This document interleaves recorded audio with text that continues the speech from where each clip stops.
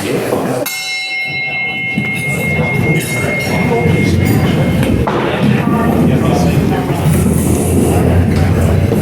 good afternoon.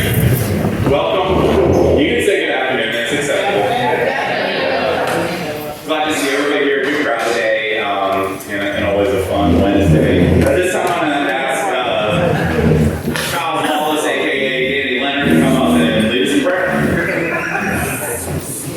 I never feel issues. Let's pray.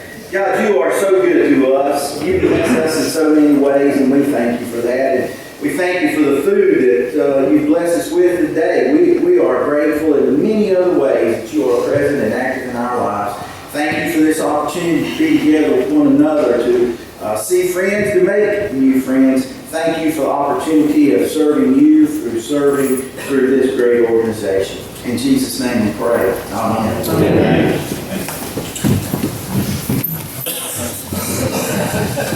You join me in the Pledge of Allegiance. I pledge allegiance to the flag of the United States of America and to the republic for which it stands, one nation, under God, indivisible, with liberty and justice for all.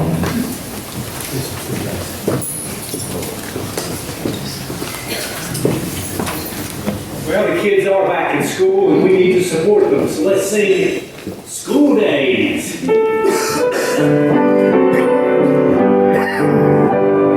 School days, school days, in the golden rule days, reading and writing and arithmetic, all to know and appreciate. You were my queen and calico, I was your bashful barefoot beau, and you wrote on my slate, I love you so. When we were a couple of kids.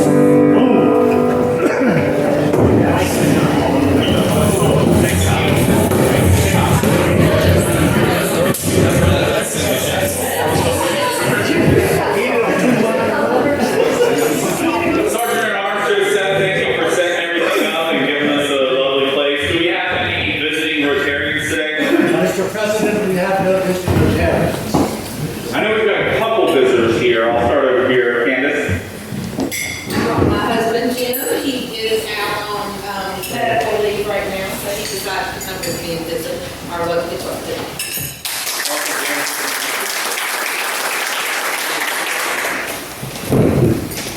Brandon? They've been here several times. This is Miss Angela McKnight with our Boys and Girls Club. Of course, Miss Lieutenant Allie, your counsel. Well,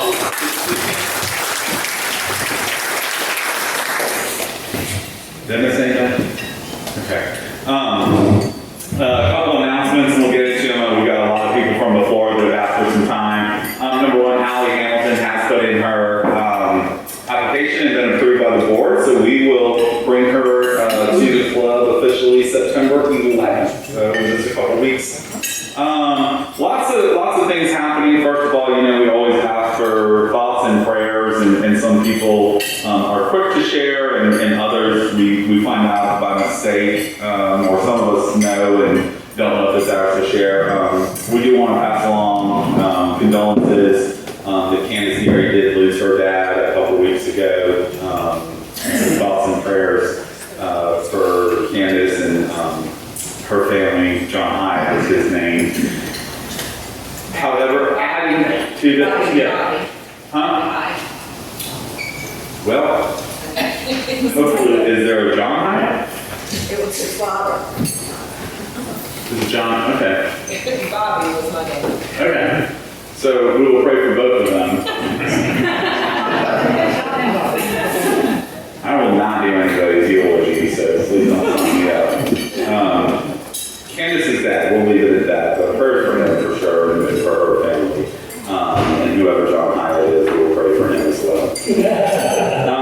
Adding to the Rotary family, though, we do have some newcomers. We have Iris Cameron Marsden. If that name sounds familiar, it's because it's the baby girl that belongs to Cameron and Brian Wayne, and it's 6 pounds and 8 ounces yesterday. And a John Briggs Vizzini weighing in at, it looks like 71 pounds, but I think it's 7 pounds, 9 ounces. So, maybe like future Rotarian, we need to be thinking about that. The future of Rotary and legacy planning. Who's having children that could have other children in the future for Rotary? Just keep the legacy going. So congratulations to all of them. There is a card back there for Hope. Still, we miss having her, and not just at the club, outside the club as a friend. Those of us that have known her for a long time, and deal closely with her. So just reach out, touch base, say hello if you get a chance. But keep hope and faith in your prayers as well for her. Other things, I do not have other things to bring to the table at this point. I know we all did get invoices for the foundation, which is normally for $100. This bill is for $150, and it's because $50 is going to the polio plus, which was our commitment to raise for polio. So your bill is $150 for that instead of $100. If for some hope just included in all of that because of what we're doing for polio promise this year, if you would like to dispute that, that would be with hope at that time. But the thought is that the $150 that we would normally do, the $100 that we would normally do for the foundation, plus that is attainable. And we met our polio. Polio goal. Did I say all that right? Dave, did I miss anything? Okay. Joe, you had an announcement you wanted to share with the community. Yeah, I want to bring up that Rotary does a lot of things, and what you think you've done in the community may not have spread or been worthwhile in the community. But 50 years ago, I gave some lectures on getting a zoo that would have our children and grandchildren. And it's 50 years, and there's an article in the paper, and I've seen it, like 50 years in a row, the best zoo in the country. And Rotary did have a lot of contributors, proud for that.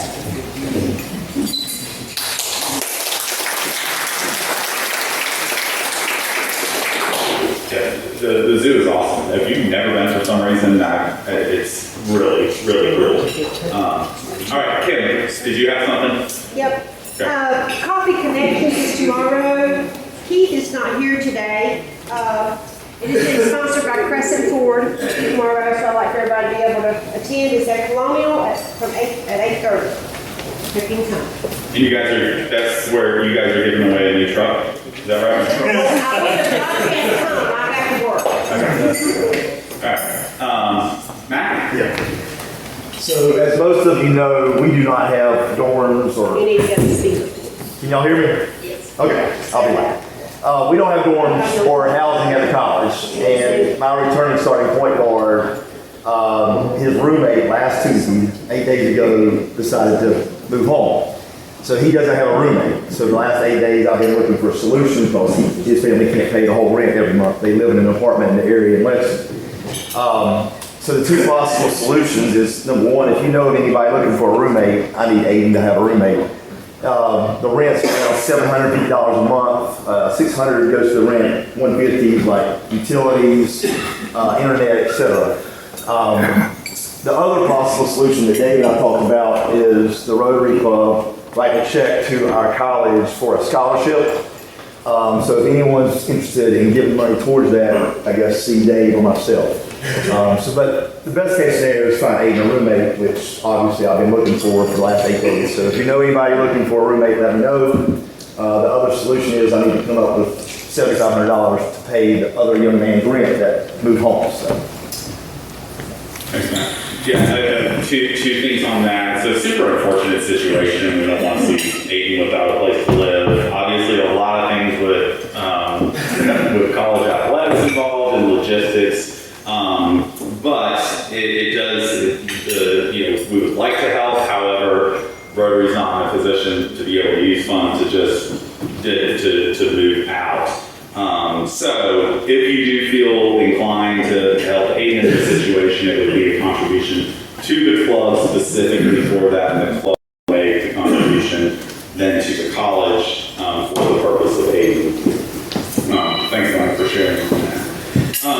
I had mentioned briefly last week all the things that were voted upon at the board meeting and money that's coming up are in the bulletin here. So do take a look at those. I think the one that we had in there that we hadn't done before was it everybody's night that we had not done last year. That's the new one that was added this year that we decided the board approved $500 to everybody's night. It's not too far off to start thinking about everybody's day. The last Saturday in September, we will need people to work the booth. We will need people to help with a hot dog stand. So we'll have time slots galore. Matt's going to have his basketball team out there. Those proceeds will be split between the club and the basketball team. They're going to help man that area, sell hot dogs. And in agreement, some of that money can go back to the DVCC athletic department. So we appreciate that. But we're going to need a lot of hands on deck on the 28th. When you're done on the 28th, grab your tickets and go to the United Way benefactor gala afterwards and support a great cause there as well. So a lot of events coming up. September is jam-packed. So if you don't have anything going on in September, grab a bulletin, call me, text anybody that has access to a bulletin, and we'll find something fun to do together. So, any other announcements? Yes, Dave. Tommy. Yeah, on behalf of the Thomasville Tourism Commission, and I know Cameron's not here, but me, Cameron, and Dana, we'd like to thank you for the $500 for that. That is a big event that we put on, and it's been highly successful the last 3 years. So please come out there. It's usually fun. Very cool. And if anybody wants to donate, please give us checks. We are accepting checks too. Well, usually is anywhere between, 800 to 1,000. Thank you for doing that for the community, for sure. Other announcements? All right, Heather?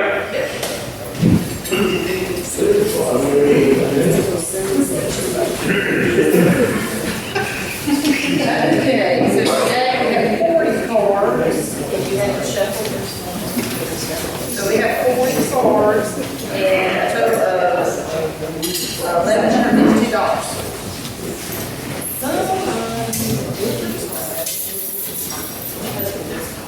I see you, He's trying to stay in here, checking mirrors, see if he catches any left, just in case it's taking his full. Okay, so the winning ticket is 6644.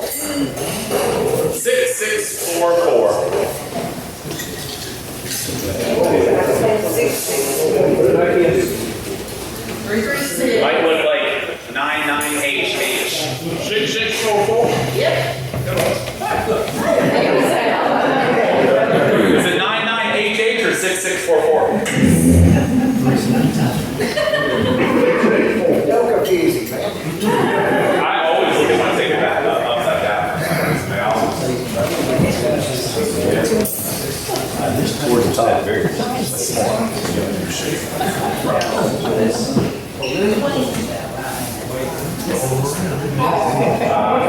so close.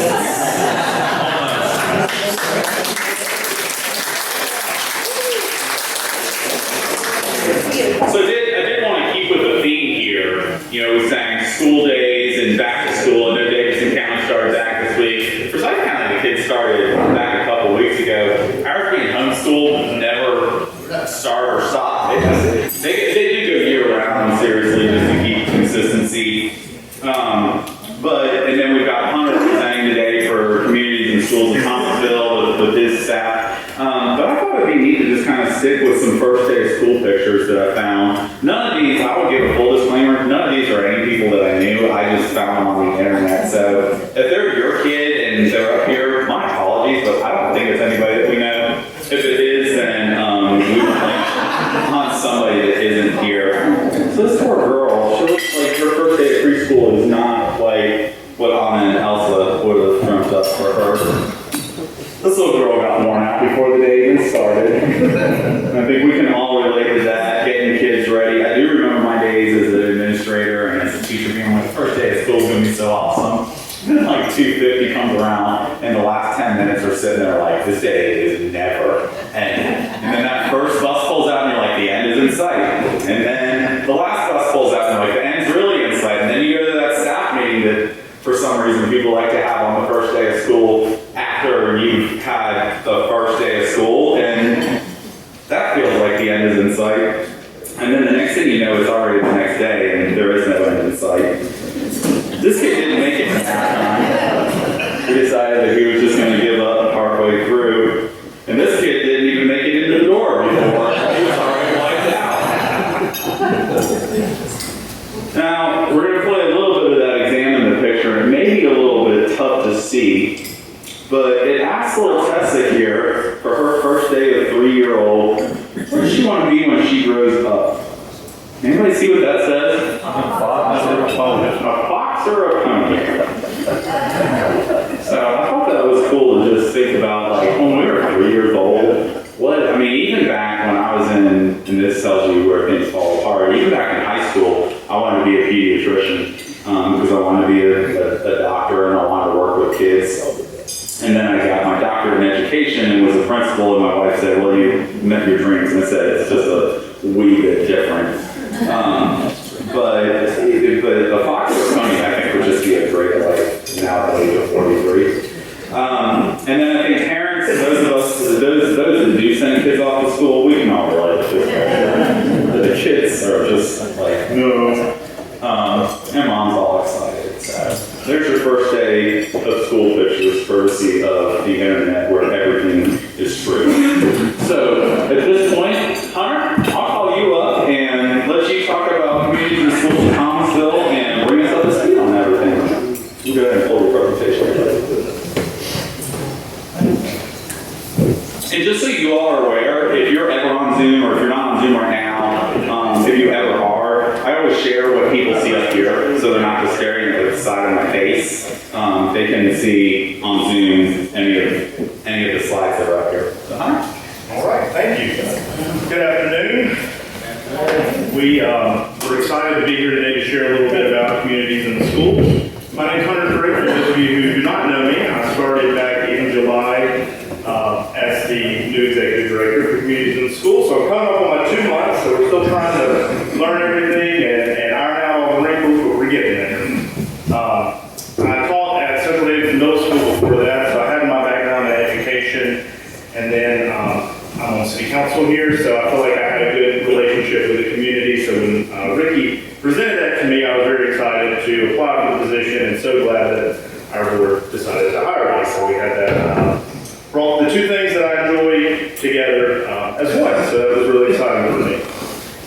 Communities in schools, I wanted to include United Way up here because without United Way's help, I would not be able to have my program director, food pantry, and some of the other things that we do. So we are very thankful for United Way and their support with us. So I wanted to start talking about our mission a little bit. At Communities in the Schools of Thomasville, we surround students with a community of support, empowering them to stay in school and achieve in life. So that hangs over my desk in my office. Every decision that I have to make, and I've told staff, anything that we do, we need to keep that mission statement in mind. Everything we do, we want to support children to make sure that they can succeed in life. We want to be the link for them when they're struggling at school, whether it's attendance, behavior, grades, whatever the issue is, that they have a resource in the building to come to talk with them and to provide support to help them bridge the gap there and whatever it may be and just fully support them. We provide academic, emotional, and social support. This is a graph. This is from the 22-23 school year. We're still waiting on some of the data to come back with the new one. But I always get really excited to talk about this, and I know Ricky did too. It just breaks down some of our statistics. So we serve 4 schools. A little over 1,400 students were serviced through our organization. One of the biggest thing that I like to talk about is that 98% of the students that are on our caseload progress to the next grade level. And I think that is huge. That is factual data. This is independently verified. These are not our numbers. We put them into a system and they verify all of our information. And then the really big point I like to talk about is 100% of the seniors that were on our caseload all graduated. So I'm really proud of that, the fact that staff was able to do that. 67% of them went into the armed forces and 33% of them had a job lined up after graduation. So this is one of the things I like to take to the school systems to show the principals, to talk with through the superintendent, just to show this is actual stuff that you can see when we're intervening in their life to help them be successful. So one of the things that we talk about is leveling the playing field, and that was one of the terms in education that I always kind of hesitated with, because it's what does that exactly mean? What is leveling the playing field? So our model of integrated student support is not about doing the work for the student, but making sure that they have access to community resources to help them reach their goal or get the work completed. And kind of the way we do that, we have a model that we follow. It's about 5 or 6 steps that our student support specialists work on. The first one here is our needs assessment. They will work with principals and their school to come up with a school-based goal. And then that's kind of how they build their caseload. So if they're working on, maybe they want to work on attendance. They want to keep people in school rather than miss chronic absenteeism. So they're going to establish that. They're going to analyze multiple sources of data and identify the key needs of the student and individual students. The second step of that is the planning. The site coordinators lead their school support team to develop a plan to prioritize supports that address academic and non-academic needs. Some of the examples, academic help, basic needs, family engagement, college and career help, behavioral interventions, and life skills. So you're going to hear from a couple of my team members here in a little bit. They'll have the fun part. I do the boring part where I tell you all about this, but they're the ones that are actually boots on the ground. They're face to face with the students, and I want you to hear from them here in just a little while. The next slide, it goes to step 3. We create an integrated student support plan. It is based off a tier system. Those of you who have been in education, it's very similar to the MTSS model, where they create a plan for that student. They meet with them so often. They have check-ins where they just pop in. They go, hey, what do you need? What can we do to help you? What can we do to support you? They also have supports that they deliver to them. There may be a lesson involved with that, where they spend a little bit more time sitting down together going over how they're going to achieve that goal. After that, they have monitoring and adjustment. Site coordinators continuously monitor students, their progress, and adjust supports to optimize the results. You know, it is a fluid document or fluid plan that we can adjust as long throughout the process if we need to. And then they evaluate it. The assessment of the partners and student supports by CIS affiliates and demonstrate results in proven practice. And we know that the 6th step there is proven success.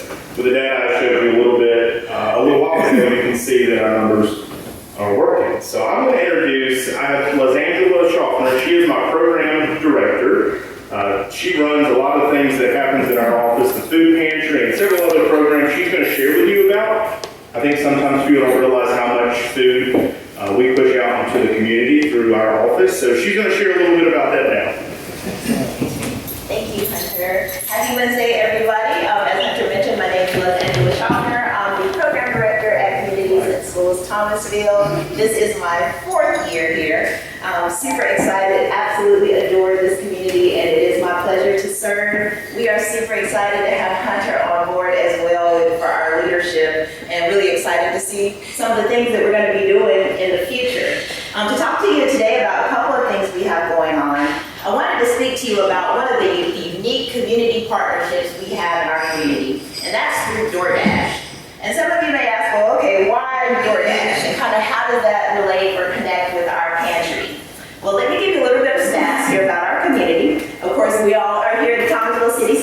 system, our affiliate specifically serves the district of Thomasville City Schools, which of course occupy 4 schools, pre-K through 12. We've got about 2,228 students in our school system, and it's a Title I school district.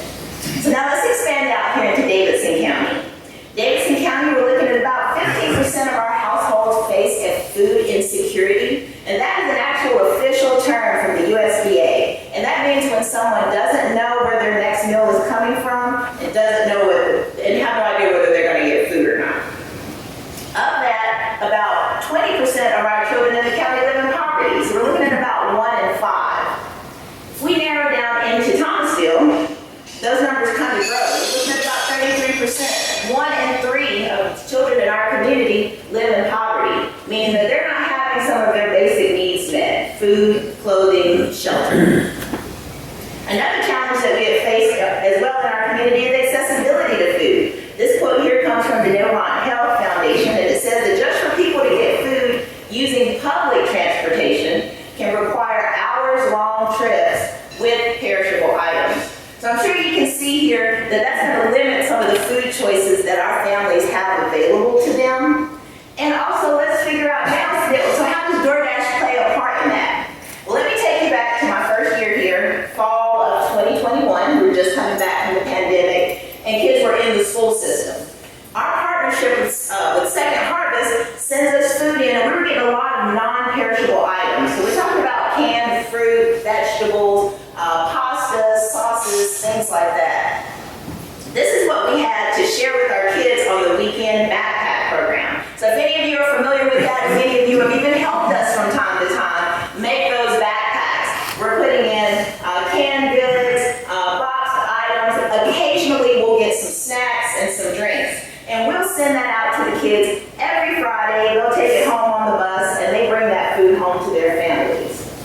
Well, in partnership, especially with the middle school, and I've got one of our boots on the ground specialists here at the middle school, Miss Ashley Collins, work together, and she and I consistently, every Friday, she was delivering backpacks to the kids, each classroom, and Ashley calls me over holiday break and says, hey, I got a call from the janitor. There's a bunch of our food in the lockers. So we went back into the system, Ricky and I, and we picked up all the cans. It was over 300 pounds of food that the kids did not take home. They just kind of stuffed it in the locker. And we realized, okay, there's an issue here. And what exactly is this? Well, a lot of it has to do with the stigma of kind of bringing that food home. I think at the time, Ms. Collins had about 20 kids or so on her caseload. So these kids were having to bring food home. They were being interrupted in class. It was kind of obvious that, okay, maybe your family needed a little extra assistance. So we tried to figure out a way to bypass that, and with that came this wonderful opportunity with DoorDash, and it is through Project Dash. And to show you here, we're able to order several different items on a weekly basis of all different kinds of things. You'll see our fresh food and produce here, there's frozen meats, and occasionally we will get other household items. So in partnering with DoorDash, now we're able to bypass the kids, and we're able to send food home on a weekly basis. We're sending home fresh fruit, fresh produce, frozen meats, things that we could not send home with a kid on the bus. So it was really a game changer. The food is actually getting to the parents, and we're able to provide a little bit better quality of food as well. So we were really excited about that and being able to do this. And so from that, when we came back from that Christmas break, started with 19 kids, and I looked at some of the emails in the past to see, after that, how many kids did we serve? Weekly, it went down to about 12, 13 we would get on occasion, because Ms. Collins would vet those kids and say, for sure, are you going to take this bag home? And so we went from about 19, 20 kids a week to almost down half. Once DoorDash started, all of a sudden there was no stigma there. As a matter of fact, word was getting around that, hey, you got a box, and it had cereal, it had candy, it had bread, it had all different kinds of cool stuff. I want a box too. And so from there, we ended up increasing. Now we have 65 families that we send food home to on a weekly basis through DoorDash. So we just about tripled the amount of families that we're able to reach. And not only that, we're touching families through the different schools. So I have one family that could very easily have multiple children in different schools. So we're able to kind of spread that out and help all those kids, multiple kids across the board in our school system, just through one family. With that, just to kind of give you an idea, because we're able to order with discounted pricing, some of the things that we're bringing home, that we're able to send home are anywhere from $132 in grocery value, and that's every week. So if you're thinking about that's less, that's one thing that a parent or family doesn't have to spend on, or that at least we're able to supplement in their household. And if you think about that on a weekly basis, before I think that number was pretty outstanding. I mean, you think about $100 is really maybe not getting you anywhere near as much as it used to in the past. But at the same time, we're still sending home those vital proteins, fresh produce to the families. And we're really excited about that.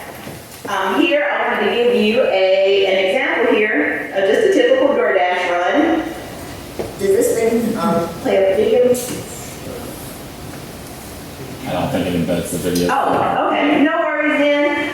This was just really a quick kind of idea to show you how we run our DoorDash. We actually pack all the boxes pretty much the same. We inventory them so that we can get an idea of the value that we're adding into the community. The Dashers come in, pick up those boxes. They got a maximum of 10 boxes. My boxes can weigh no more than about 25 pounds. So you can see how it's really important that I'm trying to stay away from the canned goods that weigh a little bit more so that I can get more produce and more fresh food into those boxes. It ends up being a win-win situation for everyone. Some of our Dashers are parents and people right here in the community, so we're able to give back to those in our community. DoorDash, through their Project Dash program, is giving our Dashers a premium rate for delivering those items and also a premium rate for the number of items that they deliver. So they're going to get paid a little bit more than running for any of the other for-profit businesses here locally. And then, of course, we're getting the food to our families, and we're able to kind of change the game with the quality of the food that we're able to send home. So, just to kind of give you that idea, it's really a win-win-win for all of us. All of us are really we're able to put back into the community with the dollars that you all are helping us with, and they're able to get that food delivered to our families. So, in speaking about our unique community partnerships, I did not want to forget about our common community partnerships, which include all of you. We've got some help here. You'll see some pictures of folks from the community college. We've got parent ambassadors here, folks from different groups, students and alumni from the different schools, school staff that have come to help us out for various drive-thrus. Our drive-thrus will typically run about 80 to 85 families. And if you're looking on a weekly basis, we've got about 65 families that we feed on DoorDash. I've got about maybe 5 or so that we actually hand deliver. And that's mostly to the staff at our schools who have children in our school system. There's no need for me to really send DoorDash to them. I can actually take it and run those by the school. We also have another program. Once we've exhausted the limit of what we can afford to put families on DoorDash, we have a Thursday weekly food pickup program where folks will I'll send a link out on Mondays. They'll set an appointment to come pick up food from us on a Thursday, anywhere from 4 p.m. to 6 p.m. Trying to get them in those after hours, after work, so that they can still come by. That is an additional 10 to 12 other families. So within a week, I'm still running about 80 families a week. So we're about doing the equivalent of a drive-through every week. And that ends up being about five weeks worth of food, families that we're touching on a consistent basis. We could not do any of this without your partnership and your help. And also, as usual, my call to action, donations are always welcome. If you guys have any foods or things, we send out individual backpacks to our elementary school kids that are in the smaller items. So if you guys have any of those items that you'd like to donate to us, we would certainly accept and would be happy to receive. Don't want to take up too much of your time, so I'm now going to pass the ball on to my boots on the ground specialist, Miss Ashley Collins, who is at our middle school, to show how she works in tandem inside the community as we're helping on the outside. Ashley, you're up. Good afternoon. Thank you for having me. My name is Ashley Collins, and I'm the science coordinator at Thomasville Middle School. Long story short,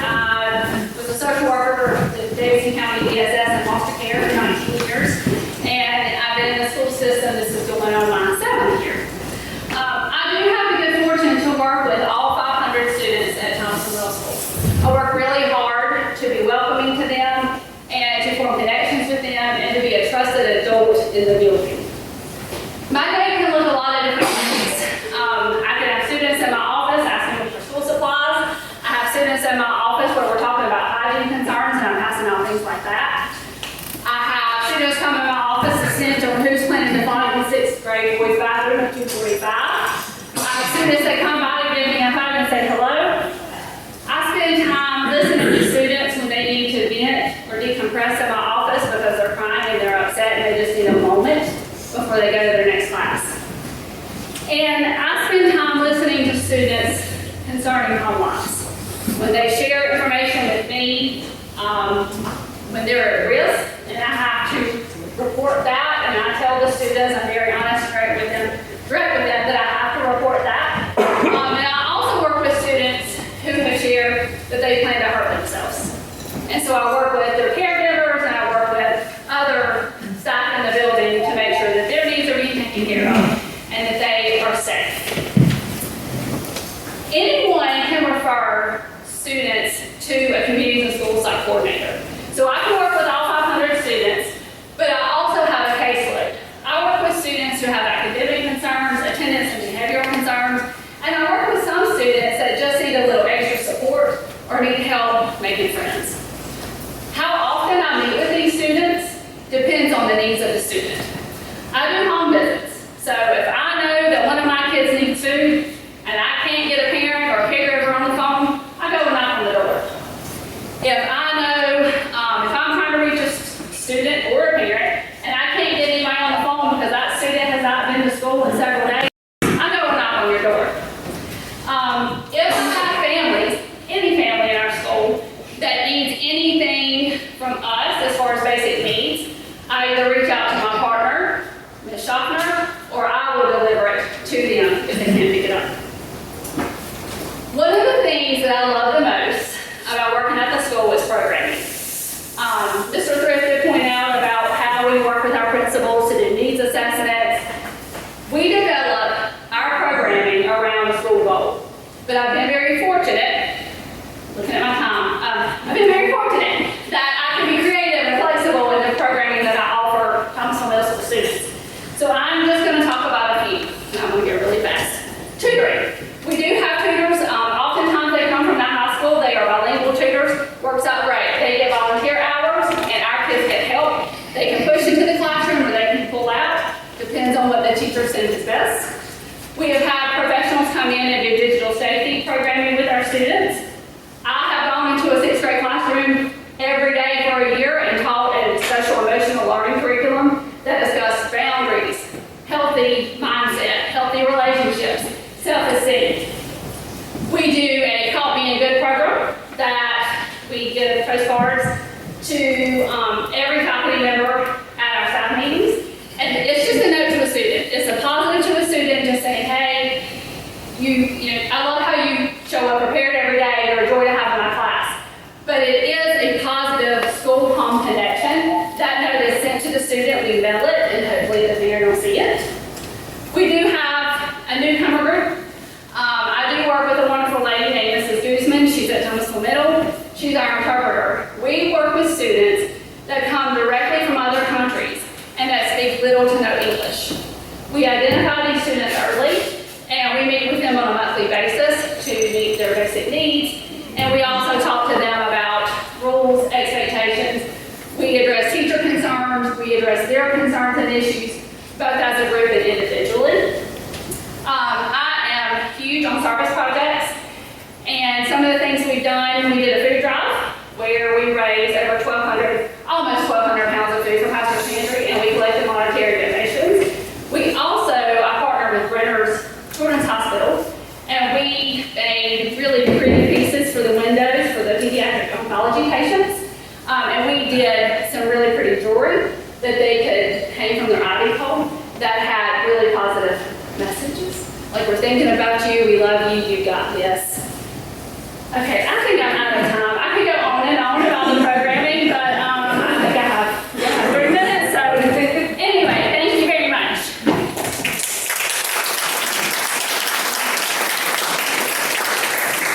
I learned very quickly, like in my 2 months I've been with CIS, that I have an absolutely absolutely amazing team who work really hard to service all of our kids. So it makes my job a whole lot easier, and I'm very thankful for them.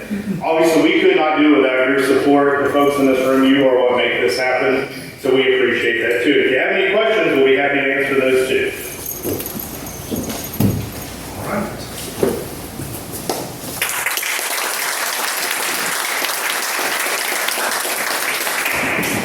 All right, thanks so much for all of you guys do in the community, and Los Angeles, and Ashley. So great to have you all.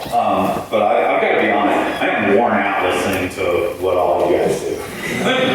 Actually going through like a mile a minute on all the projects and partnerships, and I must have heard the word partner like 50 times in here. And it's exhausting, but it's super amazing to hear all the work that you all do for the kids. So that means a lot. And, as a business owner here, and I think anybody would agree, the more that we can help with the school system, the more the school system will generate products that will help the community, that will help businesses, that will help the community, and it's a full cycle effort to help out. So we appreciate what you all do on a daily basis for sure. Anything else for the good of the order? All right, if you'll stand and join me for the forward.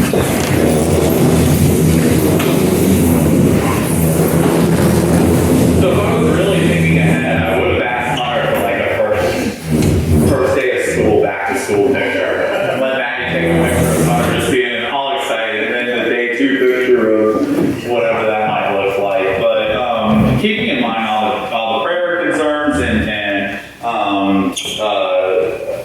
thoughts and concerns and everything that we have going on, keep all these people in your prayers as well. And then as we go out, the people that work with our kids, with our young ones, with our disadvantaged ones, with anybody who might not have it just the way we have it, or anybody that doesn't see things the way we see them, and instead of disagreeing with them, let's try to find a way to just love on one another and try to help each other out. And as we have those conversations with each other, let us ask ourselves these things. First, is it the truth?